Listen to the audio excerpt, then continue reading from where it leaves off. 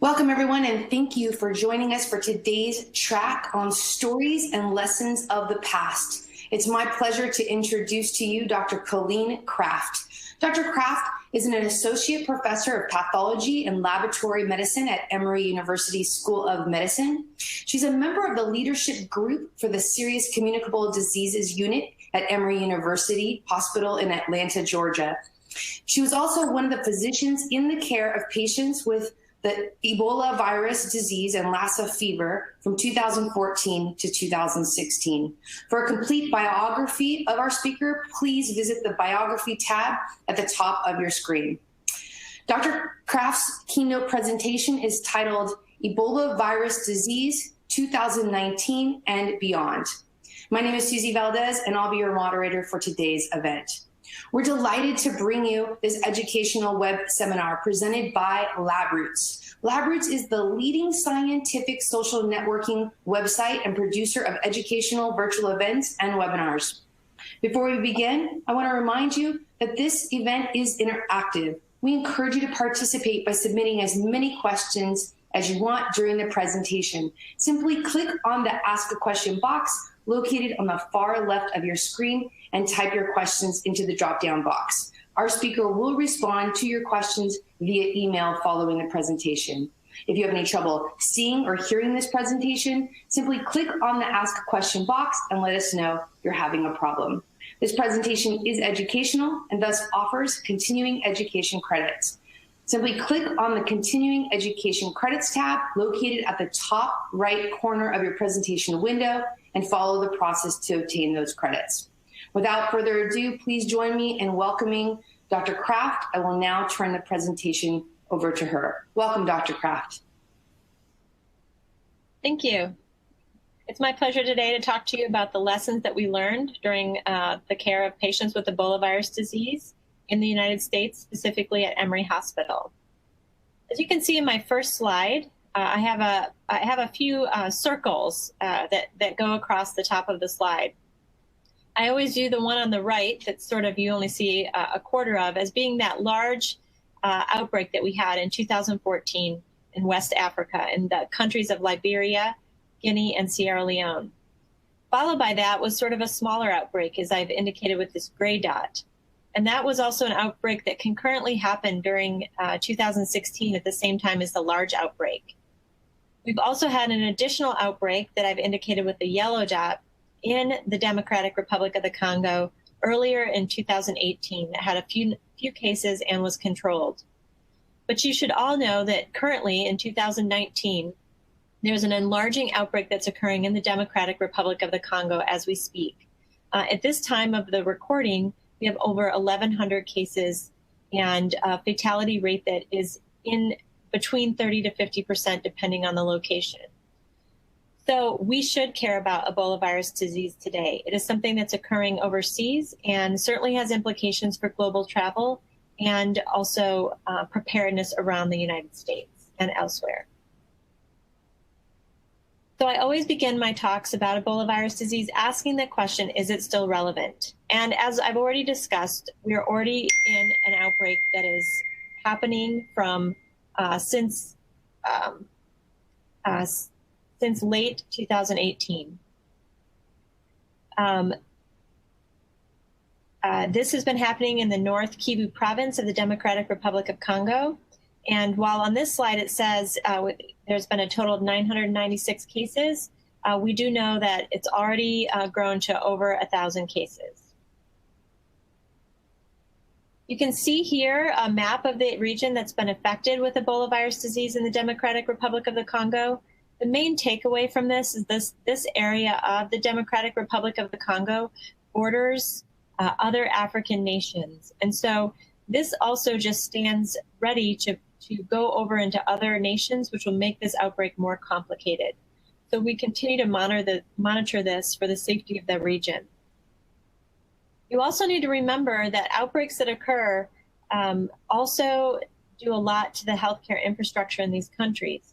For instance, people that have complications from other diseases, such as malaria, or pregnant women that may have complicated deliveries, all of those things are hampered when the healthcare workers are being forced to not forced, but focus on caring for patients with this disease and also encouraging behavior that will not transmit the disease. But also, some of those healthcare workers are dying, and that is a big concern in these areas. We know that in the 2014 West African outbreak, there may have been almost 1,000 healthcare workers that died trying to care for patients. That severely disrupts the healthcare infrastructure in these countries. One of the things that we did learn in 2014 outbreak was that to deploy therapeutics for Ebola as soon as we possibly can. This is something that we were not very good at in the West African outbreak for many reasons. Some of the reasons include the fact that there are no really efficacious treatments that are known for Ebola virus disease. And so we needed to study some of those in a prospective way. And that started late in the outbreak in 2016 to try to show if ZMapp was an efficacious therapy. During this outbreak in the Democratic Republic of the Congo, there have been 4 medical countermeasures that have been deployed. There's been ZMapp, which many have heard about from the previous outbreak. That has a combination of 3 antibodies. Remdesivir, which is an antiviral. Monoclonal antibody 114 from Merck. And then the Regeneron product that's listed below, which is also 3 monoclonal antibodies. The interesting things about these that you need to remember is all of these are actually given IV. And so it's both a challenge that's being overcome in these settings to give these types of medications to patients. But these have been deployed since very early in this outbreak, which has been a big change and improvement from previous outbreaks. If you remember reading about the types of medications that were given during the 2014 to 2016 outbreak, there were many different medications. Many of them were in short supply. And because they were only given to a few people, we don't really know if they were efficacious. This is something that, as a global community, we're trying to improve. We want to find the type of therapeutic that will work for this disease so that we can treat people and they can survive and do well. I'm going to switch a little bit from focusing on the Democratic Republic of the Congo, which is a very important place right now and should warrant our continued vigilance over that outbreak, to a domestic unit in the United States. So our unit at Emory University Hospital is called the Serious Communicable Diseases Unit.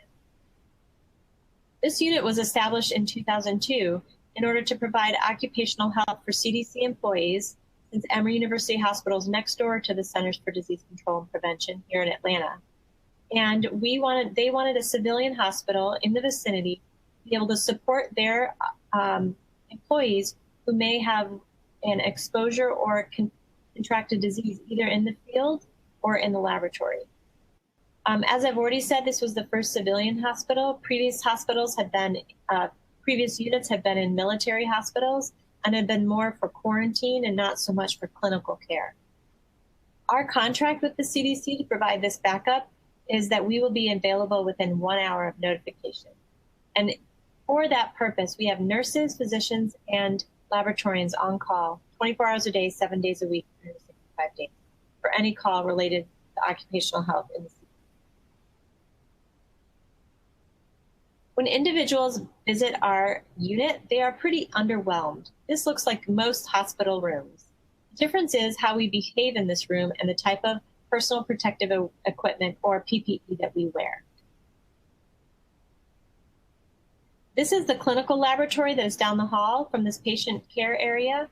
And the clinical laboratory serves just the Ebola unit. And this allows us not to send any of the blood work or laboratory work upstairs to our normal laboratories, so that people feel safe both in the clinical laboratory, the main clinical laboratory at our hospital, but people also feel safe in this laboratory because we have protocols against how to test things in this laboratory.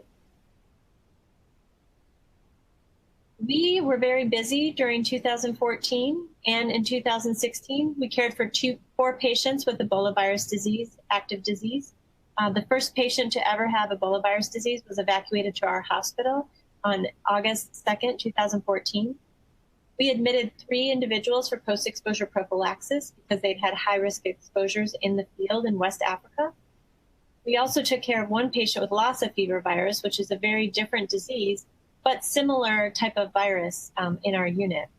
We also, because of where we are located, we ruled out 25 individuals for Ebola, none of whom had the disease, but all of whom were re-evacuated to this area for monitoring. We think a lot about experimental therapies here at Emory Hospital. We have done different experimental therapies for each one of our patients, including the ones that had high-risk exposures. And all of these were just given to 1 or 2 patients, mainly due to the supply of the drug at the time in the United States. We learned a lot during our clinical care of Ebola virus disease. Before August 2nd, 2014, nobody had ever had a patient with Ebola virus disease in the United States, and it had only been basically quarantined and studied at best it could be in very resource-limited settings. This really did change when Kent Brantley was evacuated to Emory Hospital. He was at a hospital that did daily labs, that had many nurses assigned to him for the care of him, and we had the ability to do chest x-rays and other types of interventions should we need to. What we learned was what Ebola virus is like in a person. We learned that some of the early symptoms include fevers, chills, and fatigue. However, these people tended to have persistent fevers for a long time, especially in the beginning. We also know that they turn the corner and have symptoms worsen around 2 weeks into the illness. We call this the gastroenteritis hepatitis phase, where the patients have severe diarrhea and hepatitis. Depending on how bad this part of the phase of their disease is, it may lead to death with multi-organ damage.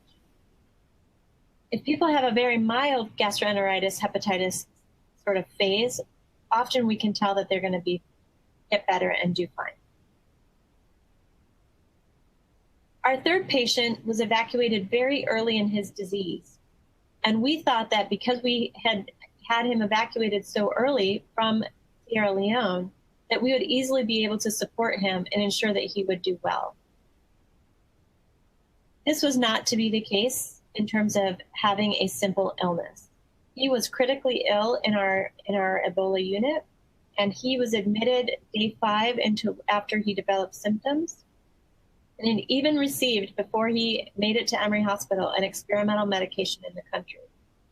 However, his viral load was astronomically high. And so instead of him receiving supportive care here at Emory and just having a mild disease, we basically needed to support him through this critical illness. On day 6, he started to develop severe gastroenteritis and hepatitis with up to 10 liters of diarrhea a day. He then turned the corner and had multi-organ system failure, including kidney injury and respiratory distress. We put him on a breathing machine on day 9. And on day 11, we started him on dialysis in that Ebola unit. It was another 10 days before he could come off of the ventilator. And it was another almost 10 days after that where his ability to have a conversation and be oriented to time and place had improved. His kidneys did actually eventually recover on their own. And he was discharged 40 days after he was admitted to our hospital. And at that time, he was very tired. He had weight loss. He'd go on to have hair loss. And he still has some mild cognitive dysfunction, at least for him. He's a very smart guy, so it's sort of hard to tell that he has anything, but he feels like he has difficulty with word finding to this day. So what did we do at Emory to support this patient that was critically ill and others? We actually have nurses that are one-on-one or in the patient's room 24 hours a day. And they took shifts going into the room. We eventually were only using critical care nurses. These nurses have a lot of flexibility and ability to support patients in many different areas. We also kept everybody out of the room that should not be in the room or didn't need to be in the room. This limited anybody else getting infected from the patient. We also really focused a lot on the emotional support for the patient and the family support of the patient. And we took care of each other as providers in order to make sure we were providing the best patient care. We kept ourselves safe first so that we could be free to do a good job for our patients. We asked a lot of clinical questions during this time. One of the questions we had with the amount of fluid that comes out of a dialysis machine was, is there still Ebola virus disease present? We tested this effluent multiple days by PCR, and we could not find any longer that there was Ebola virus disease. So while this didn't change how we treated the waste initially, we felt like this was something that needed to be explored more in the future. Treating waste that comes out of a patient, that's liquid waste, takes a lot of chemicals and time. And so we're trying to ask questions about what we can do.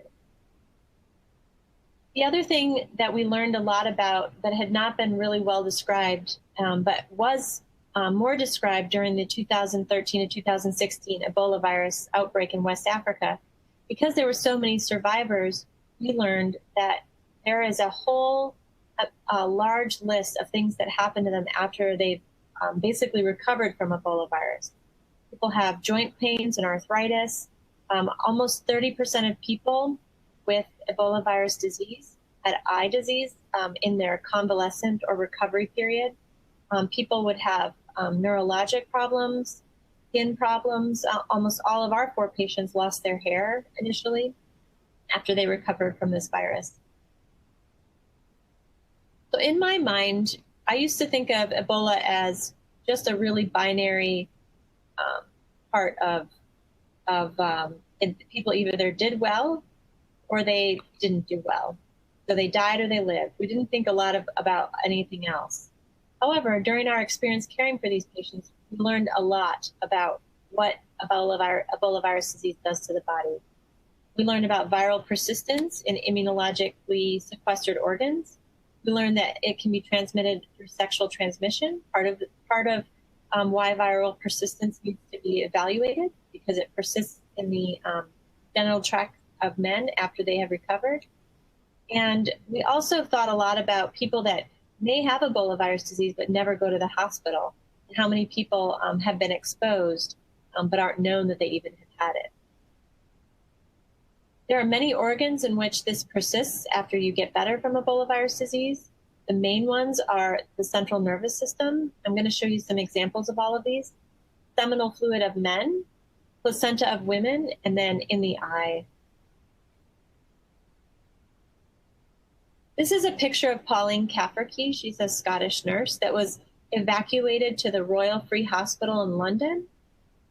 She did very well there, although she had an extremely high viral load like our critically ill patient, but she recovered fully. However, 9 months after she was discharged from the hospital in London, she relapsed with a meningoencephalitis, and she also had Ebola virus disease in her blood again. She was treated again with more experimental medications at the same time and was shown to have antibodies that were detected,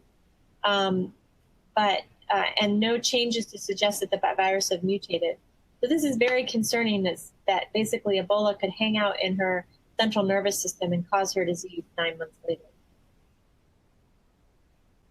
Ebola is present in semen, and at our hospital, we were the first people to start collecting semen in our survivors and having it tested by the CDC.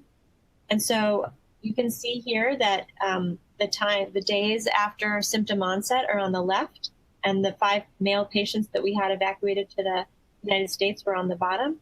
And you can see that there was some persistence even in our small group of patients up to 300 days by nucleic acid. Now remember, the red boxes at the bottom, the red kind of diamonds, are where it actually grew in culture. So we don't know if by detecting this nucleic acid in the semen, if it's actually going to be transmitted to somebody else. But we do know that that's a possibility sort of to that line, which is at about 75 days. And sure enough, we had shown in Liberia that there was molecular evidence because the similar virus had passed from person to person. And so you can see here There's a patient S that basically enters the Ebola treatment unit and exits in October of 2014. About 155 days later, patient P actually basically gets transmitted to them via sexual intercourse, Ebola virus disease, and they present 7 days later to an Ebola treatment unit. At that time, patient S's semen was tested and it was positive. Unfortunately, the second patient that acquired it sexually did die from Ebola virus disease. They tested the initial patient S again about a month later, and at that time it was Ebola negative. But they do know that from October to March that there was persistence of positive Ebola virus nucleic acid in the semen.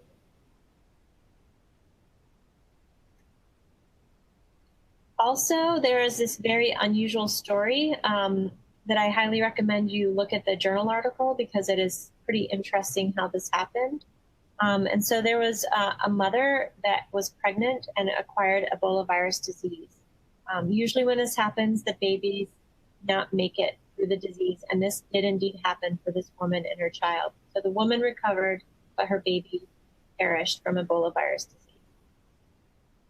Much later, though, maybe 6 months later, the woman gets pregnant again with a second child after she's recovered from Ebola virus disease.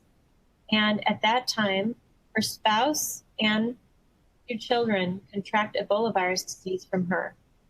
The baby lives and does just fine. However, at least one of her other children actually dies from Ebola virus disease.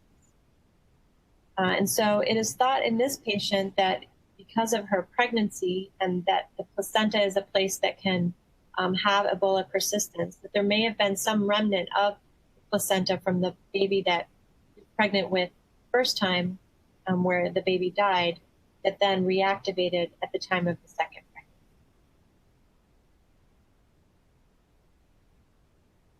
The other place where we have seen Ebola virus disease basically hide out is in the eye. This is our third patient who I told you about was very critically ill on a ventilator and on dialysis. Essentially, he ended up with infection of his eye 2 months after he recovered. So this would have been in December of 2014 with Ebola virus disease. In fact, when we took a little bit of the eye fluid from his eye, it had a higher viral load in his eye 2 months after he recovered than he'd had in his blood during his illness. He was treated at the time with oral favipiravir and steroids. You can see that his eye actually changed a different color. And so for a long time, because of the viral infection of his eye, he had 2 different eye colors. His eye eventually got better. The other pictures that you see below the eye involve the ciliary muscle and the cornea. So his cornea became very edematous, and he also ended up having a ciliary body that stopped working for a while. His eye pressure became very low and then very high. So it has been known in the past that there are some eye manifestations after recovery from Ebola virus disease. This description occurred in 1995, but now we know that this is a much larger problem than we even thought before. So at least 30% have some sort of eye complaint.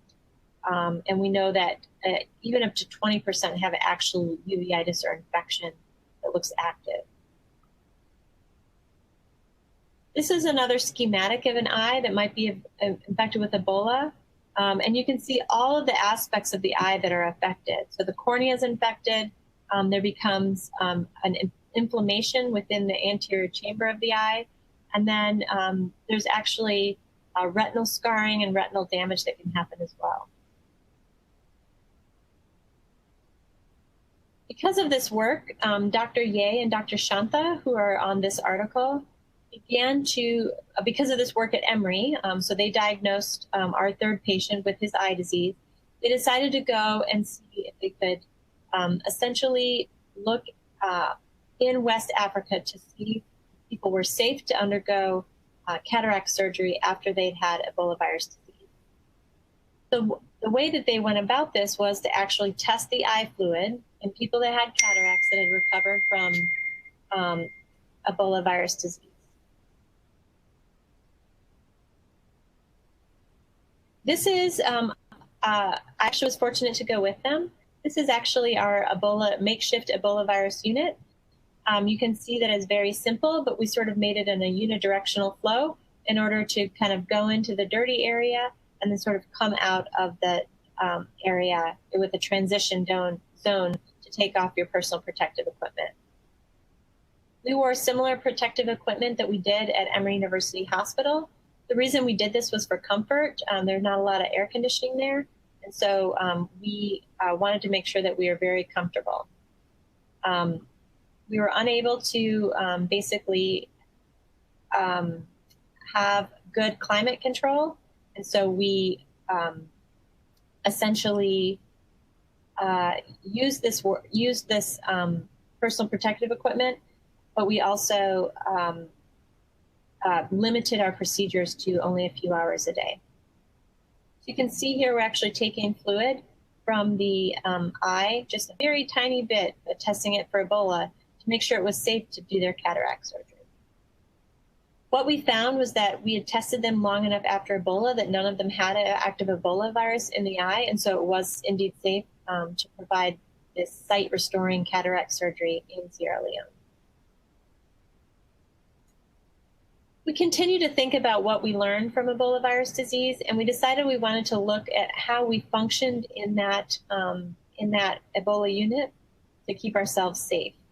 And so we did a few studies to look at human factors and virus transfer during doffing of personal protective equipment.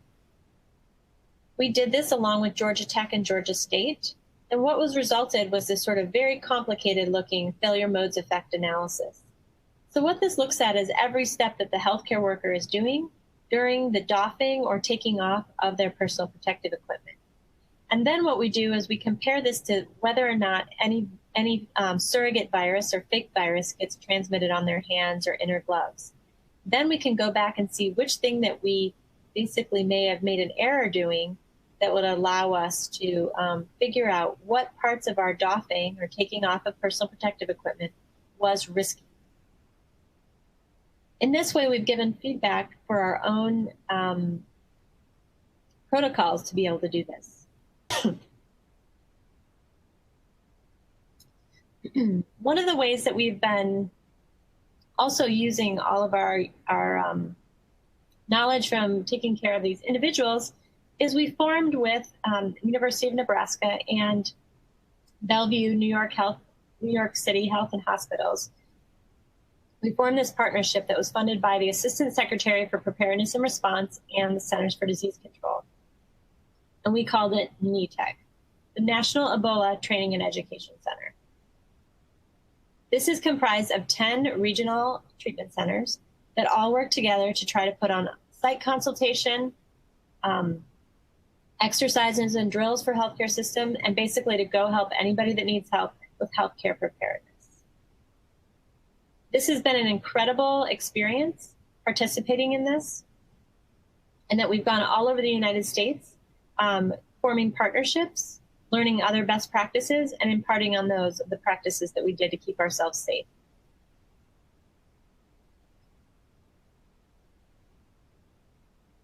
One of the other questions we had for our healthcare workers was to ask, did any of us possibly be exposed and not really know that we were exposed to Ebola virus while we were caring for our 4 patients in the Emory Hospital?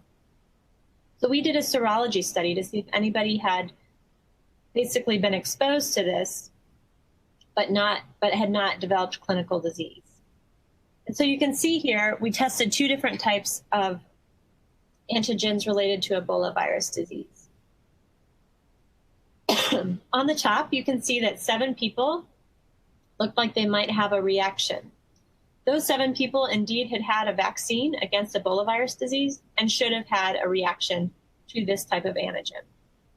On the bottom, you can see another type of antigen from the Ebola virus, and nobody responded to it. So essentially, we learned that we did have good immune response in the healthcare workers that have been vaccinated, and that nobody had been exposed to any sort of even small amount of Ebola. Some of the other things that we learned was that we partnered with our basic scientists that were on campus and elsewhere. People in the past had thought that Ebola virus really suppressed the immune system. But if you've taken care of a patient, you know that their immune system is not suppressed. It's really trying to fight back. And that causes a lot of their sepsis and organ damage during this time. So we learned that Ebola virus infected dendritic cells were impaired in their ability to produce cytokines. We also learned that macrophages also were infected. We learned that Ebola virus encodes proteins that interfere with the immune response, and that clinical observations had developed some of these other things. But what we learned, so those were sort of the things that had been previously thought to happen. However, what we learned was that everything was enhanced. So we saw plasmablasts, activated CD4 cells, activated CD8 T cells, and this was all occurring as the viral load was high. But even after the viral load was going down, you could see that the immune response was really trying to work to try to contain the virus. During the outbreak of 2013 and 2016, we also learned that the VSV vaccine was definitely one of the strategies to help prevent infection in those people that were basically exposed to people that had developed Ebola virus disease. I'm happy to say that this vaccine has been given in over 50,000 people in the area of the Democratic Republic of the Congo to try to mitigate any sort of transmission. Even other countries are starting to vaccinate people along the border with the Democratic Republic of Congo.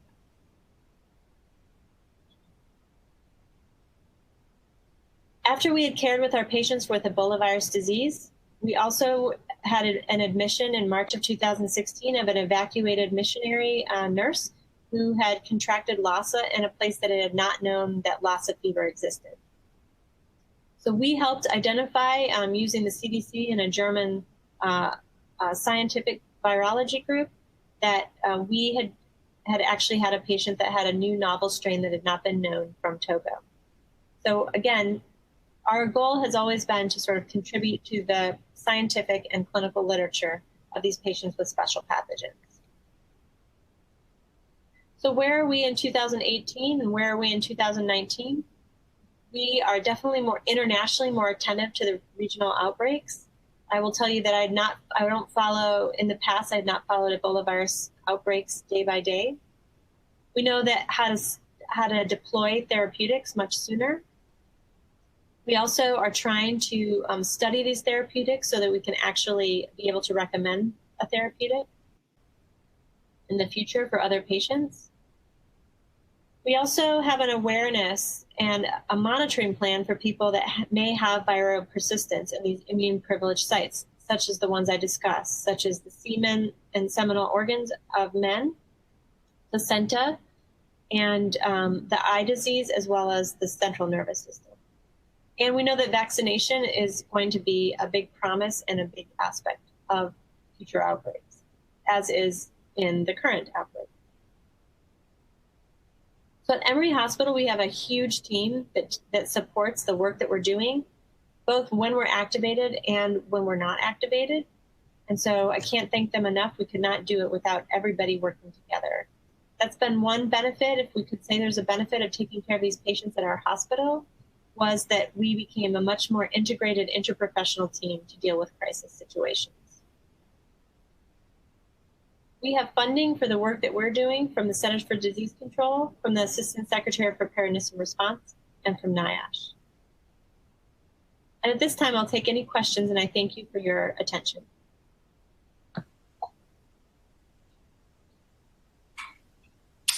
And thank you, Dr. Kraft, for that informative presentation. I'd like to also thank LabRoots for making today's educational webcast possible. As a final reminder, Dr. Kraft will follow up with any questions you've submitted via email. That's all for now, and thank you for joining us. We will see you next time. Bye-bye.